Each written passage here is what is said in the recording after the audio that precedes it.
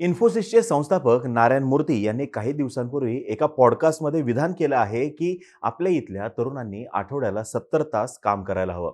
आणि याद्वारे ज्या अर्थव्यवस्थांनी गेल्या 2-3 दशकांमध्ये मोठी मजल मारलेली आहे, आर्थिक घोडदौड केलेली आहे, त्यांच्यासोबत आपल्याला स्पर्धा करता येईल. द रेकॉर्डच्या पॉडकास्टमध्ये नारायण मूर्ती यांनी पुढे जाऊन आपल्या देशाची जडणघडण, टेक्नॉलॉजी आणि इन्फोसिस इतर मुद्द्यांवरती सुद्धा त्यांचं मत प्रदर्शन केलेलं आहे.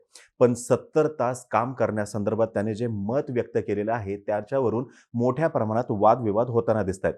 काही जण अर्थातच मूर्ती यांच्या बाजूने बोलत आहेत, तर काही जण त्यांच्या या विधानावरती टीका करताना आपल्याला दिसत आहेत. आज आपण सविस्तरमध्ये जाणून घेऊयात की आठवड्याला 70 तास काम करणं शक्य आहे का. याच पद्धतीने नारायण मूर्ती म्हणतात तसं खरंच राष्ट्राची घोडदौड होऊ शकते का, आणि याच्यामध्ये मर्यादा काय आहेत आणि एकूण आकडेवारी काय आहे, याच्यावरती सुद्धा आपण प्रकाश टाकण्याचा प्रयत्न करूयात. नमस्कार, मी अनुराग जाधव बोल भिडूवरती तुम्हा सर्वांचं अगदी मनापासून स्वागत करतो. आता आठवड्याला 70 तास जर का काम करायचं असेल तर 5 दिवसांचा आठवडा धरला तर रोज 14 तास काम करावं लागेल, आणि जर का फक्त रविवारची सुट्टी धरली तर 12 तास काम करावं लागू शकतं, ज्याच्यामुळं देशाची प्रगती होईल असं नारायण मूर्ती यांना वाटतं. आता हे विधान करताना नारायण मूर्ती यांनी जपान आणि जर्मनी यांचं उदाहरण दिलेलं आहे. त्यांच्यानुसार दुसऱ्या महायुद्धानंतर राष्ट्र निर्मितीसाठी, राष्ट्राला प्रगतीपथावरती आणण्यासाठी या देशातील नागरिकांनी प्रचंड कष्ट केलेत, आणि त्याचाच एक भाग होता तो म्हणजे जास्तीत जास्त तास काम करणं. नारायण मूर्ती यांनी याच पॉडकास्टमध्ये पुढे जाऊन असं म्हणलेलं आहे की India's worker productivity is one of the lowest in the world. म्हणजे आपल्या इथली एकूण जी उत्पादन क्षमता आहे ही जगातील सर्वात कमी असलेल्या देशांपैकी एक आहे, आणि जो की खरं तर व्हॅलिड मुद्दा आहे.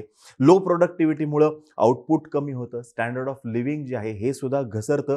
पण लो प्रोडक्टिव्हिटीसाठी कामाच्या तासाचे गणित जे केलेलं आहे ते चुकीचं आहे, कारण की खरी समस्या वेगळीच आहे असं या क्षेत्रातल्या तज्ज्ञांचं मत आहे. आता याच्यातील एक फॅक्ट आपल्याला मान्य करावीच लागेल, ते म्हणजे जपान आणि जर्मनी इथले कामाचे तास दुसऱ्या महायुद्धाच्या दरम्यान वाढलेले होते. टेम्पररीली का होईना त्यांचे इथं हे कामाचे तास वाढलेले होते. जपानमध्ये ॲन्युअल ॲव्हरेज वर्किंग आवर्स हे 1950 मध्ये 2030 होते, आणि त्याच्यावरून ते 1961 पर्यंत 2175 तासांवरती गेलेले होते. तर जर्मनीमध्ये हाच ॲव्हरेज 2427 तासांच्या आसपास कायम राहिलेला आपल्याला दिसून येतोय. पण हे कामाचे तास वाढले म्हणून हे देश विकसित झाले याला सर्वमान्य असा पुरावा नाही, आणि या संदर्भातला कोणताही अभ्यास झालेला नाहीये. कारण की याच काळामध्ये इतर देश तितकंच काम करत होते, त्या देशातील कामगार तितकंच काम करत होते, तरी सुद्धा आजच्या दिवशी हे देश विकासाच्या मुद्द्यावरती झगडताना दिसत आहेत, आणि एकूणच त्यांची इथं परेशानी जास्त आहे.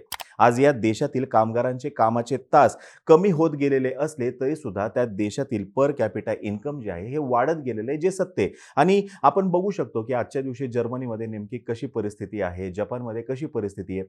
त्यांच्या इथं दुसऱ्या महायुद्धानंतर काही काळ का होईना निश्चितपणे कामाचे तास वाढलेले होते, पण नंतर हे कामाचे तास कमी होत गेले. पण तिथला जो एकूण कामगार आहे त्याचं लिव्हिंग स्टँडर्ड वाढत गेलेलं आपल्याला दिसून येते, आणि या देशातील दरडोई उत्पन्न जे आहे ते सुद्धा वाढत गेलेलं दिसून येते. 1970 मध्ये भारतातील कामगार सुद्धा वार्षिक 2077 तास काम करायचे, आणि याच काळात जर्मनीमध्ये 1941 तास काम केलं जायचं, तर जपानमध्ये 2137 तास काम केलं जायचं. आता हा वार्षिक आकडा आहे. 1960 ते 1980 या दरम्यान जपानची वेगाने प्रगती झाली, आणि हे सर्व मान्य आहे. तरी सुद्धा भारत आणि जपान यांचे कामाचे तास या काळामध्ये जवळपास समान होते, आणि तरी सुद्धा आजच्या दिवशी भारतामध्ये काय परिस्थिती आहे हे आपल्याला माहिती आहे, आणि जपान किती पुढे गेलेलं आहे हे सुद्धा सर्वांसमोर आहे. लेटेस्ट डेटा जो आहे तो आहे 2017चा. याच्यानुसार भारतामध्ये वार्षिक कामाचे तास हे 2117 आहेत, जपानमध्ये 1738 आहेत, तर जर्मनीमध्ये 1354. थोडक्यात काय, आजच्या दिवशी या देशांमध्ये म्हणजे जपान आणि जर्मनी या देशांमध्ये कामाचे तास कमी झालेले, तरी सुद्धा त्यांचे इथलं लिव्हिंग स्टँडर्ड जे आहे हे भारताशी तुलना करता खूपच वरचं आहे. इतिहासावरती जर का नजर टाकली तर आपल्याला हे लक्षात येईल की वार्षिक कामाचे तास कमी होणं हे आर्थिक प्रगतीचं आणि सुबत्तेचं लक्षण आहे, ना की स्टॅग्नेशनचं. ज्या ज्या देशांमध्ये इंडस्ट्रियलायझेशन वेगाने झालं तिथे गेल्या 150 वर्षांमध्ये इकॉनॉमिक आउटपुट वाढलेलं आहे का? तर निश्चितपणे वाढलेलं आहे. यासोबतच त्या देशातील कामगारांचं लिव्हिंग स्टँडर्ड सुद्धा वाढलेलं आहे. औद्योगिकरण होत असताना कामगारांनी वर्षाला 3-3 हजार तास काम केलेलं आहे. कारण की त्यावेळेस जगण्यासाठी ते फार गरजेचं होतं. रोगराई मोठ्या प्रमाणामध्ये होती. जगण्याची शक्यता जी आहे ती सुद्धा प्लस मायनसमध्ये होती आणि अशा काळामध्ये त्या काळामध्ये कामगारांनी जास्तीत जास्त काम केलेलं आहे. पण the pain of losing their life was greater than the pain of working longers. या काळामध्ये त्यांनी त्यांच्या आयुष्यामध्ये जे गमावलेलं आहे त्याची भरपाई कोणत्याही पद्धतीने होणार नाही हे वेळोवेळी स्पष्ट झालेलं आहे.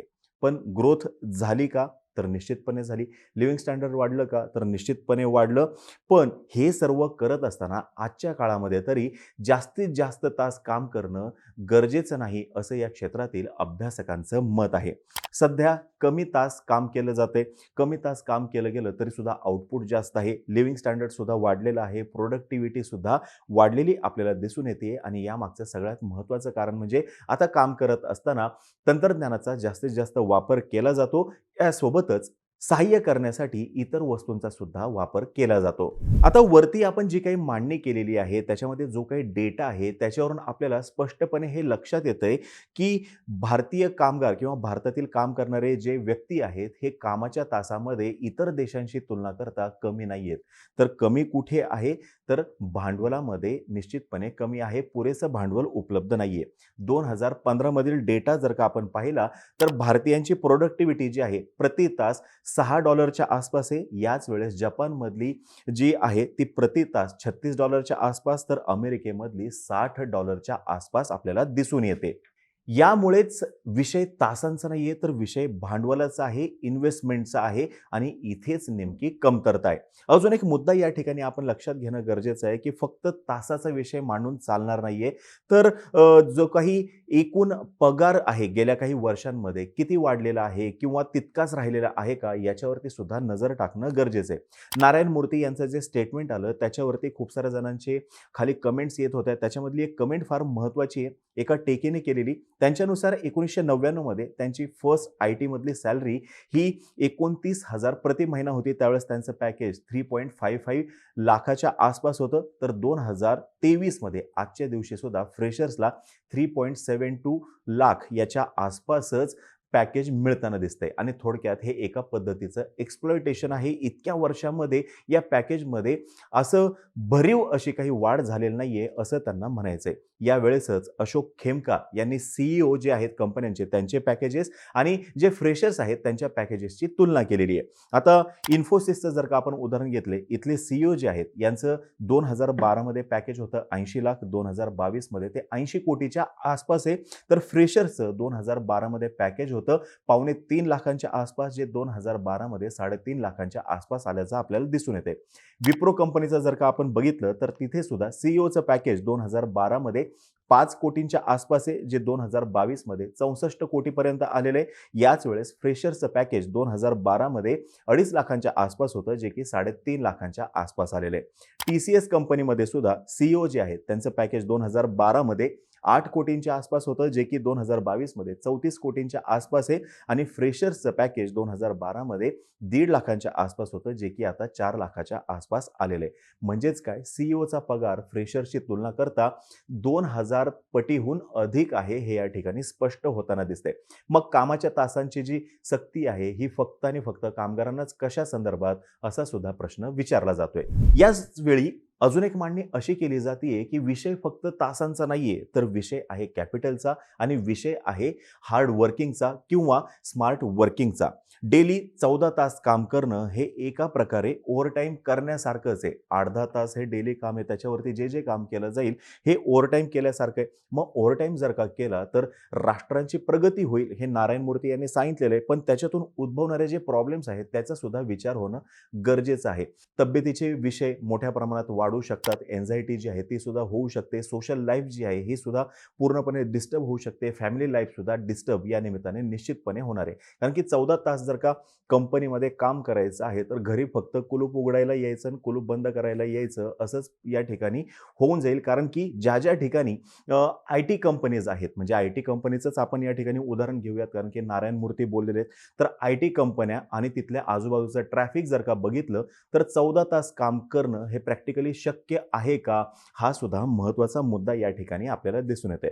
ॲनिमल फार्म म्हणून एक पुस्तक होतं जॉर्ज ऑर्वेल यांचं. त्याच्यामध्ये सुद्धा त्यांचा लीडर एका ठिकाणी त्या फार्ममधल्या सगळ्यांना असं सांगतो, की आता इथून पुढे तुम्ही सगळ्यांनी तुमचा दाना-पाणी जो आहे तो निम्मा करायला पाहिजे आणि काम दुप्पट करायला पाहिजे. आता बघा, नारायण मूर्ती जे काही म्हणाले आहेत त्याला विरोध नाहीये. पण सर्वंकष विचार होणं हे फार गरजेचं आहे. कारण की देश जितका महत्त्वाचा आहे, त्याच वेळेस आपली फॅमिली, आपली कुटुंब संस्था सुद्धा तितकीच महत्त्वाची आहे आणि त्याच्याकडे दुर्लक्ष करून चालणार नाही.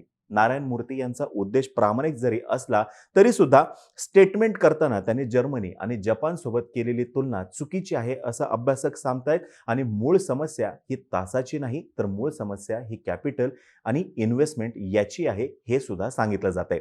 आता ही माहिती जर का तुम्हाला आवडली असेल, खाली कमेंट बॉक्समध्ये नक्की सांगा.